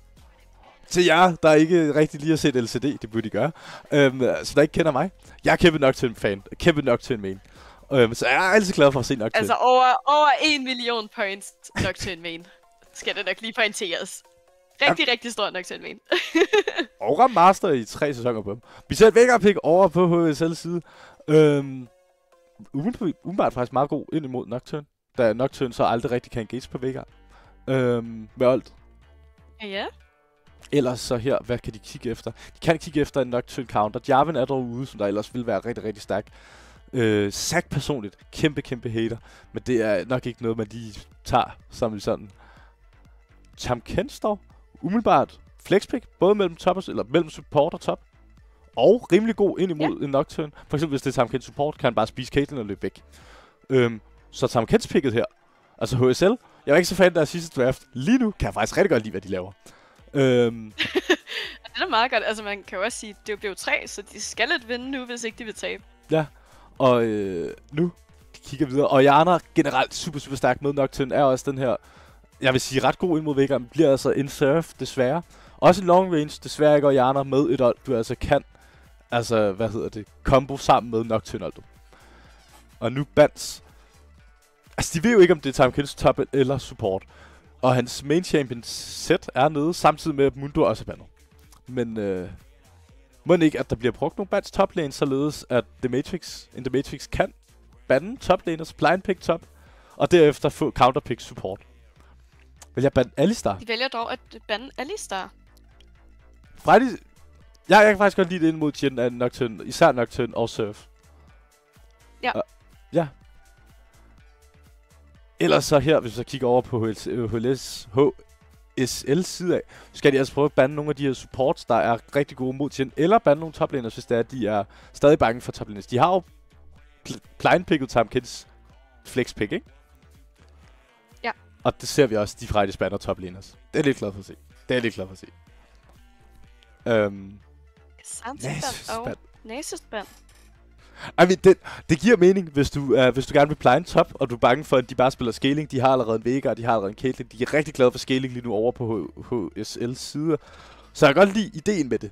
Til gengæld, Nasus er så det ikke det stærkeste og ret nem at punish. Men mod Nocturne, Jhin, der kan jeg faktisk godt se det. Du har ikke lyst til at spille mod Nasus. Men jeg tror også, at Hearthstone har en, der spiller ret meget Nasus. Hvad jeg lige kan se. Jo, og så ser man det jo. Der er toplaner, altså Soup der. Nasus er i hans top 3 champs. Så giver det mening. Det er muligvis derfor. Og så du har ikke lyst til at spille mod Nasus som Nocturne Jhin. Surferne til skyld. Du har meget... Altså, du vil helst ikke spille mod tanks generelt. Et Valkyrs, det er så Valkyrs support, fresh surf fit, I think. Ja, jeg lytter. Ja. Eller omvendt. Yes, jeg kan se Soups 2 andre i top 3. Det er altså Cho'Gath og Zed. Og Cho'Gath er allerede bandet, og Zed blev spillet sidste game. Så Soup kan altså ikke spille nogen af hans top 3 champs. Okay. Okay, men ja, okay. Men de har altså også gemt det her counterpick til toplane over på, in The Matrix side af. Og så vælger de altså at sætte Tahm Kench toplane. Så det er altså Tahm Kench top? Muligvis altså, jungle kan stadig blive spillet jungle? Nej, okay, så må det være top. Eller, nu ved jeg ikke, hvad de cook up. Alt kan blive spillet i, jeg har ikke set det længe. Det er rent true-pick. Tænker, er stærke junglers her ind mod Nocturne? Altså, de ville bare kunne tage en farming jungler. Det ville jeg faktisk ikke have et problem med det her game, men det ville de altså ikke gøre. De ville at tage Kayn. Jeg kan ikke helt se, hvad Kayn skal give dem det her game. Ikke ind imod 3 range champions. Så bliver det en blue Kayn. Kan gå crazy, kan gå fuld solo queue mode på den. Til gengæld her, så vælger de altså... De har counterpick top lane. De spiller mod en Tahm Kench, ikke rigtig en, du kan punish i lane, medmindre du spiller Quen. Men de vælger altså at pick Malphite her. Okay. Og hvis vi lige samler op på, hvad fanden der er sket her i draften, ikke? Ja. Altså jeg synes, de første 5 picks går fuldstændig fantastisk til begge hold. Jeg elsker, hvad de laver. Altså, Caitlyn first pick, umiddelbart lidt halvfejligt, men fuck metapicks, det snakker vi ikke om. Tien, Nocturne, begge to super, super fine. Jeg kan rigtig godt lide Tien mod Caitlyn, jeg kan rigtig godt lide Nocturne blind picket, også fordi så kan du lave den op sammen med Orianna. Veigar, det hele giver mening, indtil vi rammer R3 Seraph-picket, ikke? Fordi, ja. Også fordi, så tager de Seraph, det er sådan set flex support midt, jeg kan godt lide ideen bag det, men så vælger de at tage med Valkos på R4, lige efter bandface. Og der mister jeg den, fordi nu spiller de 3 Extreme Range Champions og Nocturne. Deres kamp fuldstændig modsiger hinanden. Nocturne og Malphite vil gerne så dybt ind som muligt, og Jhin, Valkos, Seraph vil gerne så langt væk som muligt, ikke? Ja. Så der modsiger hele deres kamp hinanden. Hvor sidste game synes jeg, hele det Matrix kamp virkelig passede godt sammen. Hvor HSL's kamp, den synes jeg passer en del bedre sammen. Altså der vil de vil gerne stå lidt langt væk, men alligevel have noget safety, hvis det er, at The Matrix vælger engage. De har både Nami og de har også Tahm Kench til at få Caitlyn og Veigar ud. Har også Veigar og Cage. Generelt, jeg kan godt lide deres kamp, indtil vi kommer ned til Kayn. Kayn-picket forstår jeg igen ikke. Men det er fint. Det er kun et pick. Så den men her, det kan jo godt bare være comfort picks. det er det. Også hvis du er... okay, du burde ikke være comfort på Kayn mod Nocturne, men hvis man er... Hvis du kender det matchup virkelig, virkelig godt, og ved noget, jeg ikke ved, så kan det jo godt være, at du skal tage Kayn her. Også Blue Kayn ind imod de her 3 melee champions er jo ikke en dum idé. 3 range champions, undskyld. Både Jhin, Seraph, Valkos har jo intet til at pile sig selv. De alle sammen har et CC hver. Hvis de misser det, det er altså med et skillshot, så er de fucked, hvis der står en Blue Kayn på dem, ikke? Ja. Den del kan jeg godt se. Til gengæld, så har du altså intet gang setup. Ikke rigtigt overhovedet. Du har et slow på W, og så kan du gå igennem V, ikke? Det er det. Men nu må vi se. Ellers, ja. Hvem vil du sige vinder draft? Hvad er jeg snakke meget? Ja, det er rigtig godt spørgsmål. Jeg kan godt se, hvad du mener med, at Matrix, de er lidt, altså, modsagt sig selv i deres picks, ikke? Ja. Jeg synes heller ikke, de har den her DPS ADC igen, som, altså, de bare fik mega fedt sidste gang, jo. Jamen, det er det. Også det er lidt noget andet, de spiller for den her gang. Altså, jeg er lidt trist over, at de ikke tog noget som en... Altså, jeg kan godt se, hvorfor du ikke vil se Sejuani, men der er stadigvæk en Amumu, for eksempel. Amumu ville have været sindssyg herovre på B5 Kayn-picket, ikke? Og så er der ikke virkelig... B1, det er blue side pick 1, og R1, R2 og så videre, ikke? Ja, okay. Men ellers skal jeg faktisk rigtig godt lide HSL's draft. Fuldstændig canceler hele det Matrix engage. Altså, så kan... Malphite kan stadig engage, fordi han bliver unstoppable. Nocturne kan ikke komme ind. Nocturne burde aldrig nogensinde kunne komme ind på... Altså, Veigar og Caitlyn, Tahm Kench... Nami, hvis... Nami eller Kayn af dine står rigtig kan ult, hvis der er, ikke? Ja. Og, ja... Altså, ja, umiddelbart kan jeg kan bedst lide deres draft. Der er meget bedre lide deres draft. Ja. Fordi, det Matrix kom modsiger alt for meget sig selv. Og så har de altså ikke... De har ikke noget damage til at dræbe den der Tahm Kench. Igen, også grund til at kunne se en Amumu eller en anden tank blive taget over i junglen for HSL. De har ikke noget tank damage over på hvad det Matrix side af. Deres største tanks, det er Valkos, når han får sit passiv op, ikke? Der gør 2 damage. Men det er også det eneste, de har. Så hvis Valkos dør, eller ikke... Altså, Valkos bruger ult eller andet. Det er det eneste, de har. Det er Valkos ult. Alt andet, der er ikke noget tank damage, ikke? Så Tahm Kench her. Hvis jeg får lov til at få kills top lane, så er han udødelig. Altså sådan virkelig, ikke? Til gengæld, HSL, de har den her Blue Kayn. Jeg gætter på, at det bliver Blue Kayn. Til at engage for dem. Så de har ikke brug for sådan det traditionelle engage, som der er jo et stort CC-hold, der starter fighten, ikke? Eller et eller andet, der starter en fight med noget CC. Ja. Hvad fanden der? Og vi begynder at nærme os og komme in-game nu. Lige et sekund. Okay. Driller den igen? Nej. Jo, den gør. Okay, super. Nej, det kører. Ej, hvor sejt. Sindssygt. Det er lidt sejt. Jamen, det kører. Ej, hvor er det vigtigt. Vi ser her, at Kayn har altså taget Dark Harvest, og så har de alle sammen stillet op ordentligt i lobbyen. Så, ja, det er forbedringer. Store forbedringer. Og så ser vi altså også, at både Svense og afdeling 11 begge to har taget heal. Og der er en lille fun fact. Du må ikke begge to have heal, fordi hvis du bruger 2 heals efter hinanden, så bliver det ene heal kun 50% effektivt. Så det er jo... Der er det igen. Der ser det lidt bedre ud over til HSL, som vi ellers lige har set bliver ret meget stompet sidste game. Og så ser vi, hvis vi snakker om, hvad der sker lige nu på skærmen, HSL vælger altså at stack her. Er lidt bange for Nocturne, der MacBook Gamer, der altså går ind for en wait. Og nu sker der lige seje ting på min skærm. Men, jeg så også godt se, at Svense har afdeling 11 og MacBook Gamer her. De vælger altså at gå ind. Og Nocturne Q altså, men reagerer ikke på, at der kommer kæmpe Q-passiv under ham. Og men ligner altså bare, at de får sindssygt meget damage af. Caitlyn rammer dog Q'et, der opgør for hele traden, som der altså gør, at Team Masked Wolf får en lidt hård tid midlane. Især Sup får hård tid toplane. Men til gengæld, så får Svanse der altså også lidt halvhårdt botlane. De vælger at leashe her botlane. Det har jeg ikke set længe. Kunne være, at de var bange for, at Nocturne altså kom ned.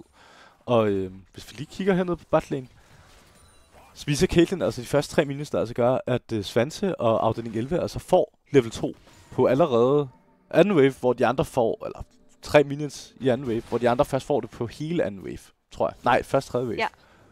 Det er også, først tredje wave? Ja, på grund af det var casters, de fik ikke nogen melees. Jeg er ret sikker på. Det finder jeg ud af lige om lidt. Og her, de bliver altså poket allerede. Jeg har så slået først lige ramt level 2 nu.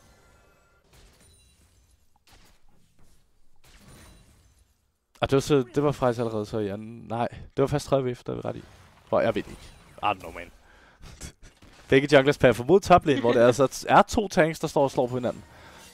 Lidt unikt. Typisk vil man pager mod sin win condition, der altså er klart Caitlyn, og over på den anden side, Jhin og Valkos. En masse damage ned på Gingerbread her. Men får altså også gjort lidt skade tilbage på Svanse. Og så ser vi altså her Sup, der kom rigtig, rigtig sent til lane. Han bliver altså punished her, top lane. Ellers får lov til at stakke lidt på Veigar. Men begge kom især over på HSL's side af på blue side. Er meget, meget, meget late game med både Veigar og Caitlyn. Og Kayn. Der bliver lidt sidestep, bliver også ramt lidt hernede. Gingerbread. Sidestep er dog noget af de store damage. Og der er 1,5 minut til Drake.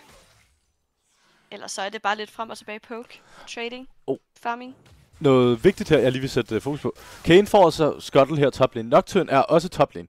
Det betyder altså, at Kayn kan løbe direkte ned til bot Scuttle, har stadigvæk smite up og double Scuttle, og få et kæmpe lead på Nocturne. Og altså, hvis han så får den næste Scuttle, der spawner til Drake, så vil han altså ramme level 6.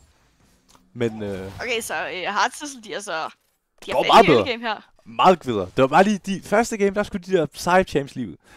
Og der går altså ind for en venen her på Nocturne. Nocturne er dog den stærkere early game champion, og ser ud til, at han vinder en ven, og der rammer altså også et W fra Svense, der sniper Kayn. Og det bliver altså first blood over til In The Matrix. Ja. Okay, så det lead, de havde før, det ikke helt så meget. In The Matrix er nu 1000 guld oppe på Heartsizzle. Og det er, hvis man kigger på CS i de forskellige lanes. Især midlane, der er de altså bare lidt bedre. Der har de altså de individuelt bedre laners. Altså, Veigar burde også blive punished lidt af Valkos early game, I guess. Men det burde ikke være Valkos har bare længere reach. Niveau. Nami Bubble? Rammer kan være, de går ind og får i hvert fald en trade. De trader dog tilbage. Caitlyn bliver meget low her. Gingerbread vælger altså at flashe, og der ryger også et heal fra Martin af. Det er altså 2 sums fra Heartsizzle's botlane. Det er et klassisk tank matchup. Den ene løber tør for mana, mens den anden løber tør for HP. Okay, kæmpe flash fra Svense her, der altså får et kill på Gingerbread. Kan jeg få dig til at pause din i 1 sekund? Ja. Fantastisk. Spoiler er det hele. Nej, det var bare... Jeg ved ikke, hvordan jeg er bagud. spoiler lidt herfra. Men kæmpe kill til botlane, og Svense her, der er endnu en gang. Vi så især sidste game, men endnu en gang, altså, laver nogle vigtige plays. Jeg kan så sige på ham, altså, du rammer et W på Jhin, men det er jo også det, du skal, altså, hvis din support rammer noget stort, og især når du spiller den her W1 botlane, der er det jo de her Jhin's W, der er virkelig, virkelig vigtige. Ja. Og det gør altså også, når du spiller Jhin, så er det jo bare at komme ind for en masse damage ud igen. Ja. Ja, og follow-up på dit hold jo. Og det der er så sindssygt fedt for Jhin. Og det gør Svense altså rigtig, rigtig, rigtig godt her. Der skal gøre, at de får anden kill, og nu sidder med 1.500 gold lead. Ellers... Endnu mere poke ind på Veigar her. Og så hvis vi lige kigger op på Nocturne. Havde lidt håbet på at kigge ind for et evade, men det er farligt, når vi ved, at Sup han er på en reset timer. Ellers jeg vil sige, altså Sup han spiller med Ignite. Det er en aggressiv Sup, vi har her. Ja. Ja, det er også lidt specielt, synes jeg, ind mod Malphite, men nu må vi se. Altså...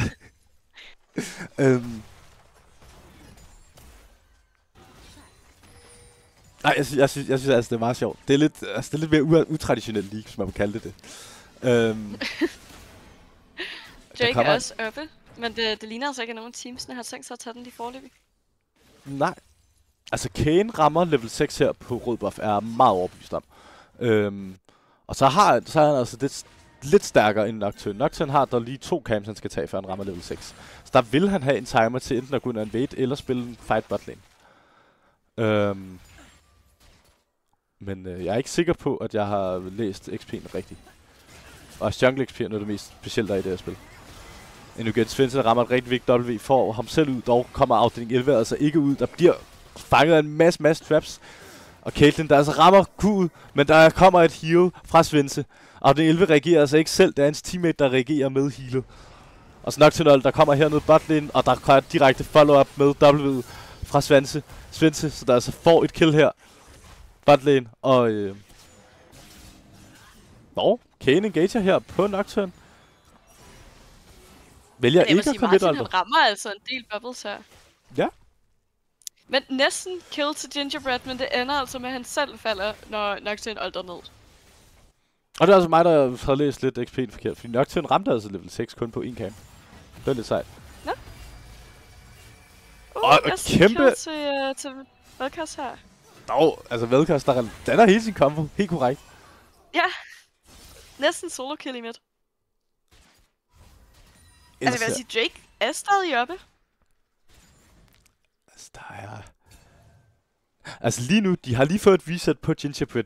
Det har hverken Svense eller afdeling 11 ikke fået. Nocturne er topside. Det er virkelig en god Drake angle lige nu. De kan sagtens få bot prior med det her level altså reset, de lige har fået på Gingerbread. Men vælger altså ikke at tage den, og går altså bare tilbage til at full clear. Det er måske også en måde for Hearthstone så lige at gøre lidt op for det her 2,5k gold lead, som Matrix også har fået skaffet sig. Ja, altså Drake vil give super god mening her. Også du spiller late game comp. Du vil rigtig gerne selv have nogle drager, hvis du kan formå at få en soul. Og ellers selvfølgelig bare deny enemy i at få soul. Du vil aldrig give modstanderen soul, uanset hvad du spiller. Uanset hvor meget du scaler. Men Nocturne starter, altså hvis vi går op og kigger på ham, starter altså bare Void Clubs her, bliver ikke contestet på det, imens at Kayn bare fuldtiger sin jungle. Kan der være? Nej, det ser bare ud til, at det bliver fuldtiget videre. Sker altså ikke det store i det her game. Men allerede 3.000 gold lead. Altså jeg vil sige, hvis vi lige sammenligner med sidste game, så klarer Hearthstone så faktisk ret godt. Jo, og det der er vigtigt, det er dem, der outscaler. De har meget bedre scaling, og har også en meget bedre teamkamp late game. Så det kan godt være, at de ikke laver det store lige nu, laver lidt nogle forkerte valg i mine øjne. Men det går meget bedre end sidst, hvor... Altså nu har de en teamkamp at spille for, og kæmpe stun her fra... Ja, bliver prøvet at follow up på det.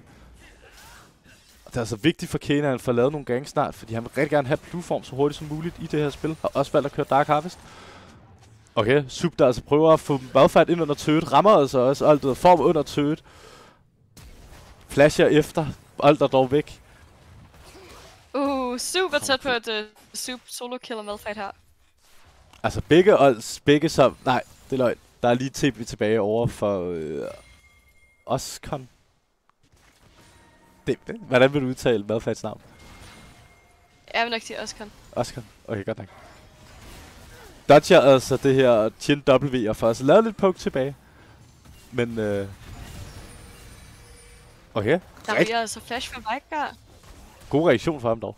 Og så her Sup, der altså er lidt fanget en dårlig situation.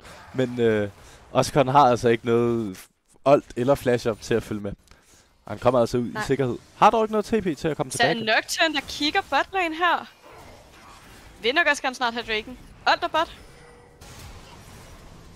Der bliver flashet, der bliver oltet efterfulgt af Chin og Surf. Der bliver altså virkelig dodgy over for Gingerbread side af. Og kommer altså ud. Dodger størstedelen. Og så nu det okay, Kane bliver lidt fanget her. Har stadig olt op, når dog ikke at bruge det. Og falder altså endnu en gang til Svense. Der altså nu sidder med 2 kills. Bliver ramt af det Jhin W her. Og gør altså bare, at han ikke kan gøre så meget. Står bare stille og bliver skudt ned af en Jhin. Det er derfor, han ikke altid. Nå. Jeg synes, den her Valkos har altså ramt alle sine kurer. Det giver ham altså et kill midlane. Ja, det har han virkelig.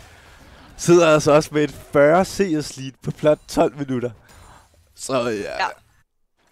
Altså, det kan godt være, at han ikke har han ikke har lavet noget til mappet endnu. Men han har godt nok sat Veigar langt bagud, der altså også er ret vigtigt i forhold til Veigar i den her scaling champion. Dog her, okay, Svense, der lige når at løbe ud, har altså også fået sin kollektor allerede, så han gør utrolig meget damage. Dog Kane prøver at kigge her på Svense. Svense er alene, hans hold kommer først ned nu. Men de vælger altså ikke at commit. Dodger, Jhin W bliver altså ikke fanget i samme dumme situation, og kommer altså med ud med livet i behold. Første Drake er altså også faldet til Matrix. Og de er også 5k guld oppe. Det ser ret godt ud for Matrix her. Ja. Altså, lige nu så er det Matrix, der sidder med et kæmpe go lead. Altså igen 5k. Og det som, HSL skal begynde at gøre anderledes, hvis de skal vinde det igen. Hvis vi snakker om det allerede. Det synes jeg er fair nok, når vi sidder med omkring 5.000 go lead. 2 objectives ned. Ja, det kan vi godt. Det kan vi godt allerede snakke om. Typisk er det først, når vi snakker om 25 minutter eller sådan noget. Men, altså her, de skal kigge på de her shutdowns. Vi ser 3 shutdowns på The Matrix side af. Og der er sådan nogle nemme shutdowns. Altså Jhin og Valkos, de har et flash, men det er også alt, de har. De har ikke mere peeling for dem. De har ikke en Lulu, der kan shield. De har ikke en Charmin, der kommer ind med et stun. Alt de kan gøre, det er at follow up med en Nocturne og bare ren damage. Men de har altså ikke noget til at peel for dem. Så hvis Jhin finder hvis Kane finder en angle til at komme ind på dem, og altså spille den her assassin-rolle, så burde de altså bare falde relativt nemt, relativt hurtigt. Og de har ret meget setup til det. De har et Nami-hold, de har de har Caitlyn traps, de har altså Valkos, der hvis han laver et ordentligt E. Ligner altså også her. De kigger, han misser altså dobbelt. Der er det altså Kane skal altså ikke være first engage. Det er altså ret vigtigt, at han har noget setup til det først. Nu kommer der kæmpe fight botlane. Ja. Og i Martin, der er altså olt flasher og får altså stoppet Svenses hold. Og dodger altså alle afdeling 11's. Tænker, Gingerbread skal også til at dodge her. Kommer Jhin W, rammer Jhin W, og der bliver altså bare follow-up. Rammer dog kæmpe Nami-Q her fra Martin af. Men han falder, og nu bliver der altså nok oltet ind på Kane her. Ja, det er 2 kills til Matrix endnu en gang. De får altså bare nogle gode picks, det må man sige. Altså, de er... Så har du set. De spiller bare bedre lige nu. Der er ikke rigtig meget mere til det. Ja. Altså, de læser, hvad modstanderne altså, gerne vil. vi står jo... Ja. Martin skal til at passe på. Kill til Svense. Han bliver bare one-shottet. Der er ikke så meget at gøre. Der er det bare, at man skal respektere det og løbe tilbage under sit second turret i stedet. Ja. Men altså, Heartsizzle står lidt i samme situation som sidste game. De har brug for at punish Matrix, men de tør ikke helt. Og de sætter ikke rigtig ordentligt op til, at de kan få lov til at punish og samle de her bounties. Du skal Gingerbread passe lidt på. Han går meget dybt, men de vælger altså ikke at køre på ham. Sup, også utrolig low. Han har dog ikke noget alt op. Ham er Oscar. Men nej, du har fuldstændig ret. De er, jeg synes ikke... Kane har lige ramt blue form, også meget vigtigt at nævne. Nu er han faktisk blevet til en assassin. Han har dog ikke first item nu, så det er ikke fordi, han gør så meget damage igen. Men hvor meget guld er han fra? Han sidder med ret meget guld og burde have first item på sit recall. Næsten. Nej, det har han ikke, fordi han har købt boots. Okay. Men nej, jeg vil give dig fuldstændig ret i det, du sagde før. At gamet minder meget om, hvad vi så sidst.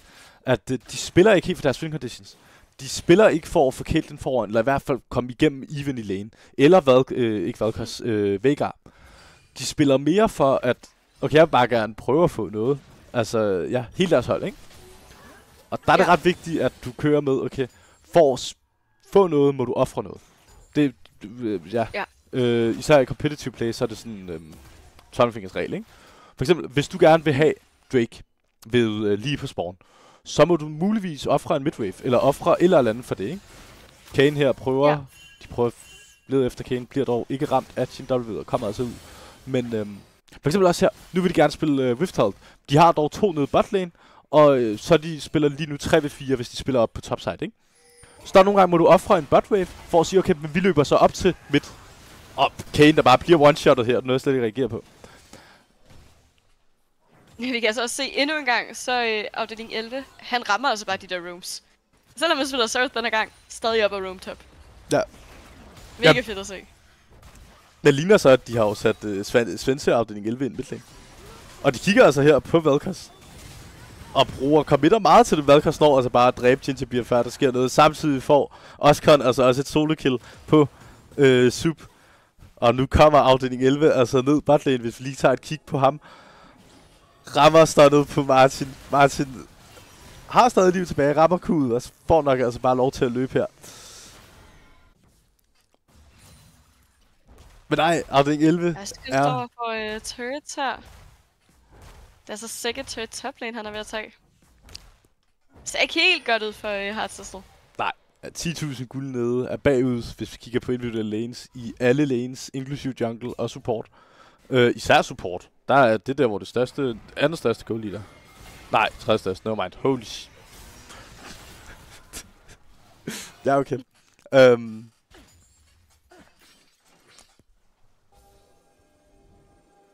Second drage. Anden Drake er oppe, det er Cloud Drake. De har været langsomt at tage de her drager. Det har altså ikke været særlig høj prioritet. Det har ikke været fokuset den her gang.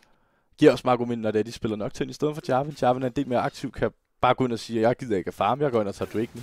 Det kan Nocturne ikke på samme måde. Han har brug for sit level 6.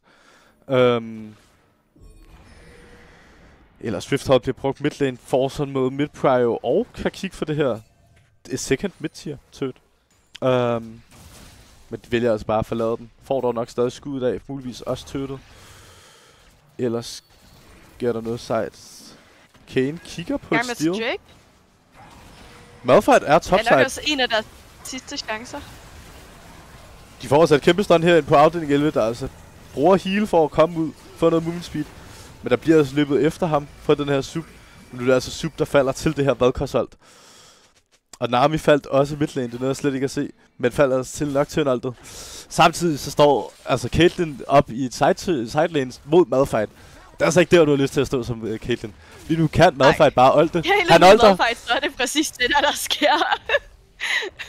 Han har flash og bliver også tvunget til at bruge flash. Men nu har du lige brugt flash som en carry, fordi du står og slår på et Malphite i sidelane.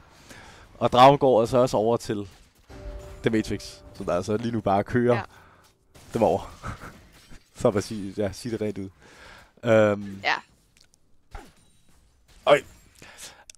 Jeg tror, hvis de skal vinde det her game, så er det ikke bare en 50-50, de skal lave. De skal lave en 10-90 play. De skal gå ind og prøve at stjæle en Baron. Få Baron. Bagefter gå ned og stjæle 4 drager og en Elder. Fordi det, eller de skal begynde at spille teamfights 3v5 eller sådan noget. Jeg tror ikke, de vinder en teamfight 5v4 heller. Nej. Og skal de altså bruge det her Kayn pick til noget? Det var deres counterpick til hele deres hold. Udover den her, hvad var det last picket? Det var Malphite. Men det har de altså ikke rigtig brugt. Så jeg er lidt trist over. Så Valkos her, der altså bare rammer sine abilities. Altså vi snakker om, hvordan afdeling 11 ramte alle sine festkurs. Den her Valkos har altså også ramt alle sine kurer, stort set gennem hele laning phase. Nocturne, der direkte ulter ind på Caitlyn. Tahm Kench prøver altså at finde nok op i stedet for ulti, der altså gør Caitlyn falder, og nu er det altså hans tur, og han falder altså også. Så 2 kills over. 3 kills. Kayn faldt også. Han faldt midlane. Det ender altså også med Kayn falder i midlane til Svense. Og det gør altså, at de bare får lov til at starte Atakan her. Overhar mid-prior, overhar bot-prior, overhar top-push, og lige nu ser det bare rigtig godt ud til The Matrix. Der er direkte ulter ind midlane, kigger altså efter først Nami og får Caitlyn, nej, får Hvad sker der? Nami. Får Nami og får Vel'Koz Flash. Ikke Vel'Koz, Veigar Flash. Ja. Og Mid-Turret og Artakan, hvis vi lige kigger på den hurtigt. Der var lidt for tidligt. Men og nu sidder de altså med et... Altså, Matrix, de ruller bare Heartsessel over. Der er ikke mere, de kan gøre nu. Hvis Matrix gerne vil have noget, så tager de det. That's it. Altså, de skal kigge efter nogle shutdowns. Hvis de skal få en vej tilbage i spillet, så kigge efter nogle shutdowns. De skal kigge nogen på dem her. Svense har ikke noget flash up. Han er rigtig vulnerable. Hvis der kommer en Kayn ind på ham, så dør han altså. Det tror jeg. Men det når han altså ikke, og han bliver one-shottet før der sker noget. Nu kigger de altså videre på Sup. Sup har ikke sit W op til at re-engage. Og det gør altså bare, at han tager alt for meget damage, bliver ramt af Jhin W, og det dræber ham. Og det er 2 kills over til The Matrix. Nami Q rammer, men jeg tror altså ikke, de kan have noget at følge op med. Og hvis vi lige kigger nu... det var forkert. Hvad fanden det... Hvad, hvis den lige gider? Nej, sådan der. Ja, jeg vil gerne kigge på Surf. Der altså kom hernede botlane, valgte altså ikke at gøre noget crazy. Alder dog har crazy damage, men viser altså en stor del af det. Og det gør altså, at... han falder alligevel. Breath falder til afdeling A. 11. Og der bliver sidesteppet af Martin her, der altså ikke har noget tødt tilbage. Og nu... Det er uheldigt. Jeg har ikke andet at sige, det er uheldigt. Ja. Jeg skal sige endnu en gang kæmpe storms til The Matrix. Oscar, der er ret dybt her, men er altså bare tank. Og de har altså ikke noget damage nu. Og så med det her Nocturne MacBook Gamer follow-up, så får de altså bare dræbt Veigar her. Kigger dog videre. Sup Alder. Malphite. Jeg vil sige, at jeg skulle køre det mere defensive. Men Kayn Alder er altså her. Og de får kæmpe shutdown på Malphite. Det er første kill til Heartsessel. De bliver kæmpe altså ikke... shutdown på Kayn. Den står 1-21. Det er lige gået op for mig. Nå. Kæmpe shutdown over til Kayn, der altså får lidt guld. Vælger dog at købe ind i Death Dance her. Second item. Hvilket jeg ikke vil sige det rigtige build, når du sidder og spiller mod 3. Altså, hvad fanden hedder det? Når du bagud, så vil du gerne købe aggressive items. Når du foran, vil du gerne købe defensive items. Death Dance er en meget defensive item, så derfor vil du ikke købe den. Der vil du hellere købe noget ren damage. Ja. Men Kayn her kigger altså på et engage ind på Seraph, og Jhin kommer altså ikke ind, bliver stoppet. Og så bliver det altså bare pukket ned. Dog, Sup her kommer altså ind på Vel'Koz her, kigger efter Vel'Koz, får stunnet af, kører altså bare videre, men der er altså de her stunts. Dog, kæmpe shutdown til Veigar her. Dog er den her MacBook Nocturne Gamer inde på dem nu, så der altså bare får 1 kill, 2 kills, kigger videre. Dog, her, der ser vi det her Veigar i kan gøre, der altså bare stopper hele deres engage. Men det er lidt sent at begynde at gøre det nu. Dog, hvis vi lige snakker om, der er ikke sket noget i gamet de sidste 2 minutter eller sådan noget, fordi de bare er permafightet. Ja. altså, det vil jeg sige, nu har Heartsessel lige fået 2 kills, 2 kæmpe bounties. Altså, ja, der er en vej tilbage. De kan godt nå at vinde spillet. Der er lige så ikke slukket nu, men det er et stearinlys, der er lige ved at brænde ud. Ja. Det tror jeg er en god måde at sige det på.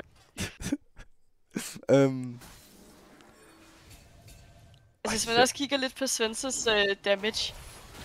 Altså, et enkelt skud fra ham, og han har taget næsten halvdelen af HP fra en Wheelsmith champion. Ja, og der er jo ikke... Han gør meget damage. Og så har han også lige en rapid fire. Og 75% crit og alting. Altså det er...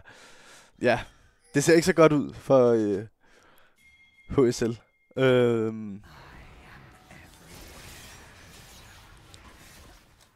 Ellers her, Baron spawner her nu, og det ligner altså bare, at de vil kigge efter på tage den på spawn. Og der er altså ikke så meget, de kan gøre ved det. De kigger dog efter at få et midtørt i stedet. Så jeg faktisk vil mene, at det er et super fint crossplay. Og ja. Altså de får den dog ikke, de får dog stoppet Baron, udsat den lidt. Og lige nu handler det altså bare for HSL om at holde gamet live så lang tid som muligt, indtil du outscaler. Din drøm i det her game, det er, at alle får full build. Og du får den perfekte teamfight. Ja. Altså jeg siger, men Veigar, der bare kan infinite stack, så er det muligt. Ja. Men Baron falder altså her. Det gør, at de sidder med et 16,5 goal. De har haft et større et. Og nu er det altså bare, de skal ned og åbne den base. De har ikke fået et eneste inhit Matrix turret endnu. løber frem i James ned midt. Og flasher altså også bare ind og rammer dobbelt på Vegas. Der altså bare gør, at han falder. Det er både et flash og et ult fra Valkos, men jeg tror altså desværre ikke, det er, ja, der rører den næste. Og den MacBook Gamer kigger altså videre her, og der kan Matrix gør bare for meget gøre skade. noget. Og nu er de 2 i live, der skal prøve at redde hele deres base. Den bliver hård, den bliver rigtig svær. Altså selvom Hearts, de fik noget godt CC ind på Matrix, så havde de bare ikke skaden til at kunne gøre noget som helst mod det. Her, de prøver på et sidste forsøg, men de begge to falder altså bare. Og det bliver altså 2 ekstremt store storms til The Matrix, der altså vinder den her serie 2-0 mod HSL. Mega godt spillet af især The Matrix. Det må man sige. Ja, det var bare clean, hvis man vil. Ja. Yeah. Der er ikke så meget mere til det. Det var bare, de spillede bedre i dag. Meget bedre i dag. Og til Altså, jeg vil også lige sige, især afdeling 11 her, virkelig, virkelig godt spillet. Han var rigtig, rigtig vild på fest, og spillede også rigtig godt her, det her game. Og døde heller ikke en eneste gang.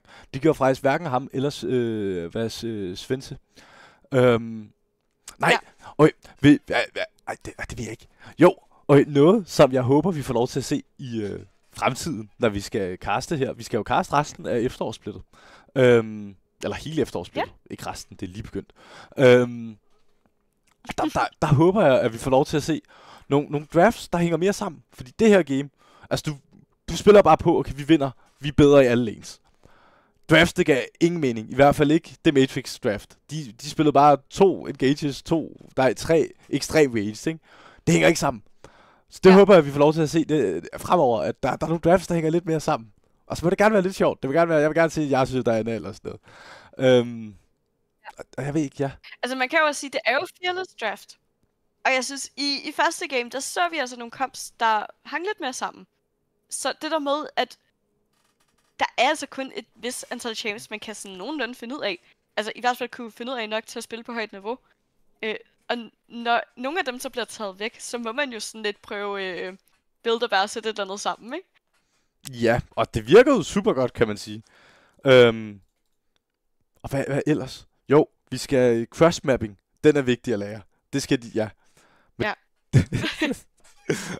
og så... Jeg må også lige høre, MacBook Gamer, led han op til sine forventninger om en Nocturne? Ja, det vil jeg sige. Jeg kunne faktisk godt lide også at køre det rigtige build. Det er jeg meget imponeret over. Det er der ikke mange, der gør. Og jeg er imponeret. Den er godkendt, den Nocturne. Sådan. Og den tror jeg faktisk er rigtig god at slutte af med. Jeg har faktisk ikke så meget mere.